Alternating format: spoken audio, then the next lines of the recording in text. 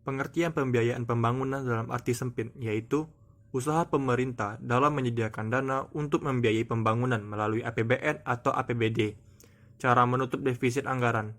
Implikasi pengertian ini adalah bahwa pemerintah melakukan usaha untuk menutup defisit anggaran untuk membiayai pembangunan dari sumber utang dan non-utang. Pembiayaan utang dilakukan dengan menerbitkan surat berharga negara, baik yang konvensional berupa surat utang negara berbentuk obligasi, ataupun yang berlandaskan syariah berupa surat berharga syariah negara, dan berupa pinjaman baik berupa program maupun proyek yang berasal dari dalam negeri maupun luar negeri. Sedangkan pembiayaan non-utang berupa sisa anggaran lebih sebagai sumber pembiayaan anggaran dan physical buffer, dana investasi pemerintah, penyertaan modal negara terhadap BUMN maupun organisasi atau badan usaha internasional, dana bergulir, pembentukan cadangan untuk pengembangan pendidikan, serta penjamin proyek-proyek tertentu yang memerlukan dukungan pemerintah.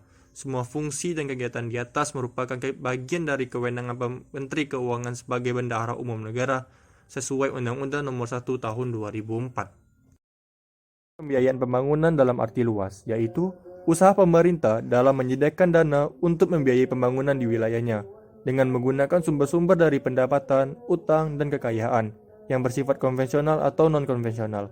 Pengertian ini memiliki implikasi bahwa pemerintah menyadari pembiayaan pembangunan tidak hanya cukup dari APBN atau APBD saja, namun harus melibatkan faktor lain di luar pemerintah, bahkan asing. Pembiayaan pembangunan model ini bisa berasal dari APBN dan di luar APBN.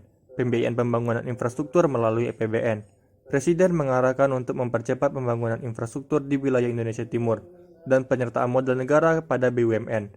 Oleh DPR, pada APBN 2015, PMN tersebut disetujui sebesar 64.883,9 miliar, diberikan kepada 39 BUMN.